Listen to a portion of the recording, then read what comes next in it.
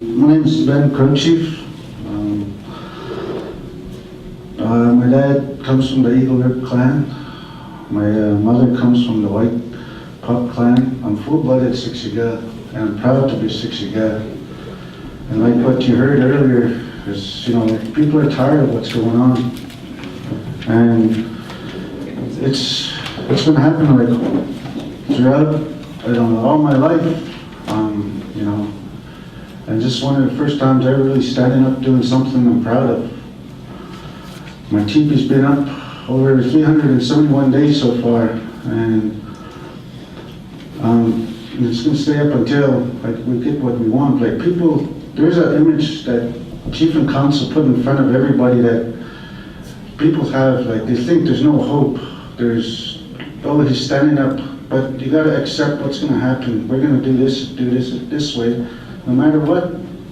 And I say, no, we have rights. We can stand up. We can get what we want. It's that mentality that people think.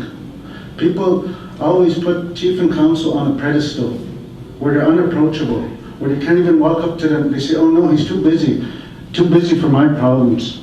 No, they're there to represent you, and that's what I'm standing up for. There's laws that Siksika made. It's called Siksika Financial Law, and they're just sitting there. No, they're not even being used.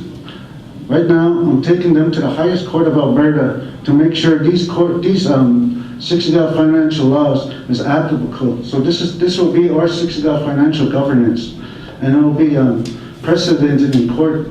So anybody running today, try to do something wrong down the road, pull out that Siksika financial law. You can't do this, you can't do that. This is the reasons I'm fighting for. And our clans, our homes, our families. You see all these issues that are going in, the fentanyl, all these, what is it called, tech or whatever, there's drugs coming out. We say, oh, how are we going to deal with it? Oh, we'll make a plan. No, let's build our communities. Put our families into our clans so we can start dealing with our issues right in our own communities. Right there, that's what will be the issues right there. Somebody drug dealing right across the road, oh, that's your cousin, that's your niece, your nephew. Oh, nobody's going to fly down the road if your nieces and nephews are playing. Or nobody's going to have a big party if their grandpa's right across the road. These are what we're fighting for. Instead, they want to put us in these white man subdivisions. These white man subdivisions have been put in there since the 50s, and it's not been working for us. We're not saying going back to living into teepees. We're saying going back to our clan system so we can have those family values. And we can live in the way we can deal with our own problems right there. If somebody needs help, you don't have to drive way across the reserve to check on your grandkids. You just have to walk across the road. And this is what we're fighting for. There's I want to read you guys this it's a quote I heard. Mother Earth has been abused. The powers have been abused. This cannot go on forever. No theory can alter that simple fact. Mother Nature will retaliate. The abusers will be eliminated. Things come full circle, back to where they started. That's revolution. And that's from Russell Means. And this is what I go by. We have to make changes. We got to get rid of these abusers that abusing the power. And they say, oh no, we can't. Throughout this blockade, I've been reaching out to all of these doors been opening up for me. I've been going around reaching these politicians. I've been reaching out to, I even reached Trudeau. And what I found out is Siksika, every reserve in Canada has $2 million set aside for a forensic audit. If you guys want to be debt-free and start without no debt, well, we need this audit done. A forensic audit is the Siksika is going to help out, because this debt that's going to carry on is going to go on to year. But if we have this forensic audit done, the ones that, the abusers, they will be eliminated. They will be wiped from the picture. And then these new ones, they will stand up. It's because counselors, they're supposed to be like the rays of the sunshine, just like this. And then the next year, more raise, and then more raise, and then more raise. Instead, they just stay like this. That's all. But if you get more councillors, you reach the end of the reserve. That's why you need more and more. And I'm glad I see new faces running. Because one thing you got to understand for all these new faces, once you get in that office, there's going to be a conflict right off the bat. Because you're going to have to listen to your bosses, and then you're going to have to listen to the people that voted you in. And the bosses are not going to like what the people want. And you're going to be caught in the middle. And what happened to previous chief and councils, they gave in to their bosses and forgot what the people wanted. And that's where the problem is right now. They got to make a stand for who their people voted in or listen to their bosses. When I went to court with a lot of them, they didn't even show up. Instead, they went to go have a meeting with their boss.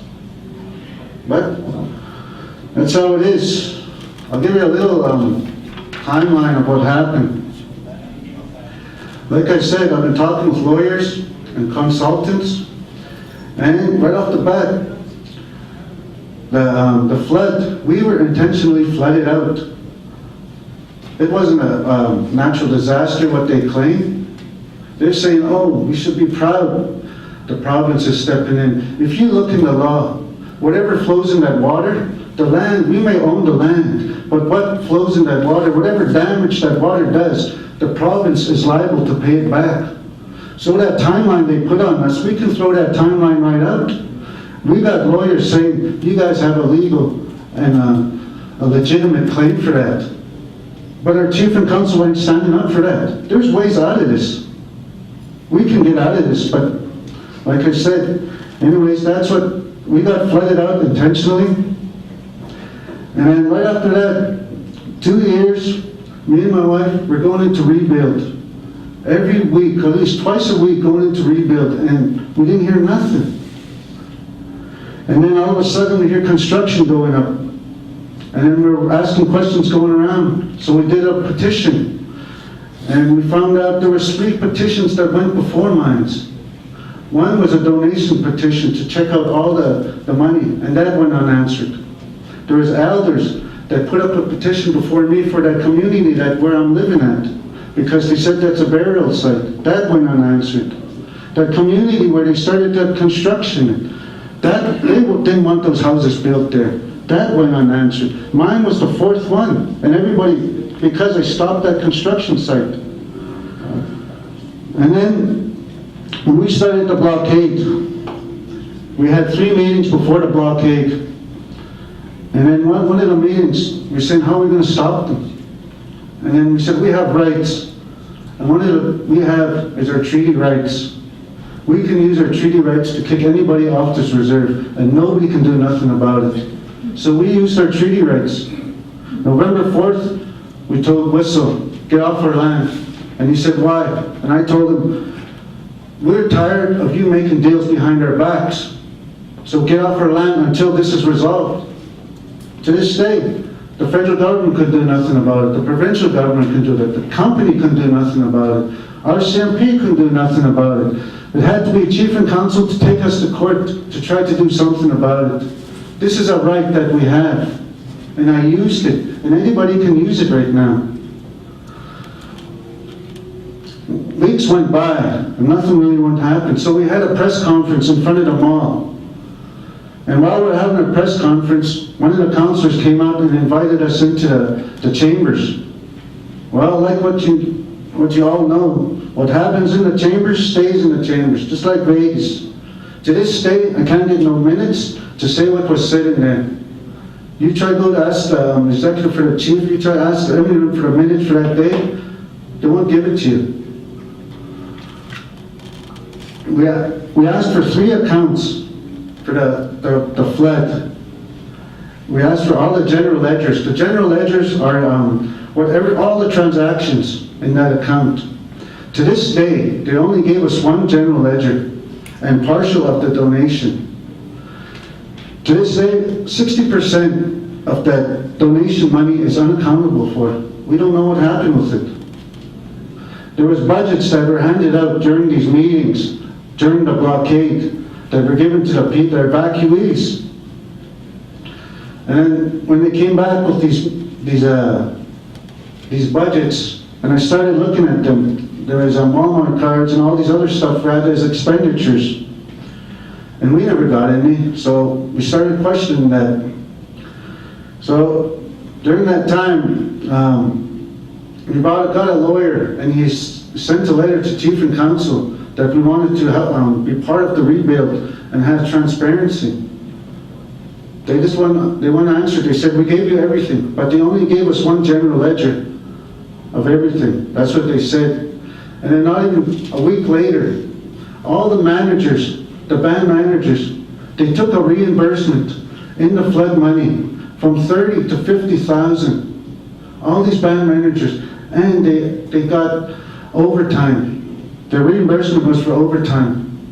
And in their contracts, all managers, they're supposed to be available 24/7, so none of them qualify for this overtime. While this was going on, me and my wife, we went to the city, and we managed to get a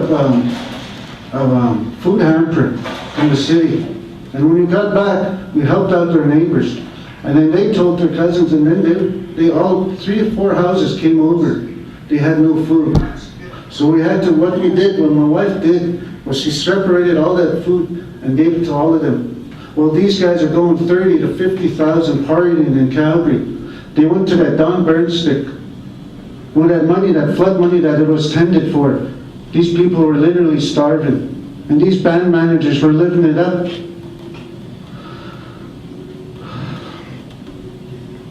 And so we had to meet with an accountant. And then we had to get a better understanding of what was going on. So we can ask for specific documents. And we did, and still we went unanswered. And we held a meeting, and nothing happened. No chief and council. So we had another meeting, and I talked with the elders. And other elders were sitting with me, and they gave me some advice and some guidance to go. And this was like in February. So what they told me was, go try to reach the opposition of the federal government, because I did reach Darlene Bouvier of the flood recovery, and that Arlene Thunder from the flood, First Nations development. They went unanswered. Chris Piper from Treaty 7, regional manager. I got a hold of him, and he went unanswered. So I kept on going, and I went to the opposition, and the opposition, they started helping me out. They pointed me in the right direction. They said, okay, this is the person you talk to. He's the records guy for the province, and he's a commissioner, Freedom of Information Commissioner. So I went and I talked with him, and it took us like 3 months to get all those records. But during that time, he gave me information to go down this route. And while I did, I went to the RCMP, and I reported Chief and Council on what they were doing. So the RCMP, the process is you got to report to your local detachment, and then they'll report you to a higher unit, and it was Commercial Crimes Unit. And right now there's a file under me and Siksika. What they're waiting for is a forensic audit. There's Commercial Crimes Unit. These guys, they did the same thing in Ottawa. These guys are having the same problems as we're having. And they had a forensic audit done, and boom. That debt was disappeared, and they started off fresh again. But these councillors that were spending and misappropriating, they were held accountable. Just recently, Shuswap, 3 years ago, that band up there, this whole family, they were taking all that money. And so this girl, she ran for council. She ran for chief, and she got on, and she got a forensic audit done on her chief and council. And now they're getting charged. This can happen with us. Just stand beside me. I got the people. That's what I'm asking right now. But this is what's going to happen. I'm going to ask a question to all the candidates. And this is what's going to separate who wants change and who wants to follow that same road, that same path, that same, plateau, as you call it. That's what is right now. But if you really want change, you answer this question. Yes or no for a forensic audit? If we get a forensic audit, we can all start off new. So that is the question I ask the candidates. Do you want a forensic audit? And if no, tell me why. Why you don't want a forensic audit? And state the reasons why. Because if this continues, I'm not going to stop. You guys, whoever gets in, then we have to deal with us again. So this is the question that I ask. If you really want change, do you want a forensic audit? Yes or no? That's my question.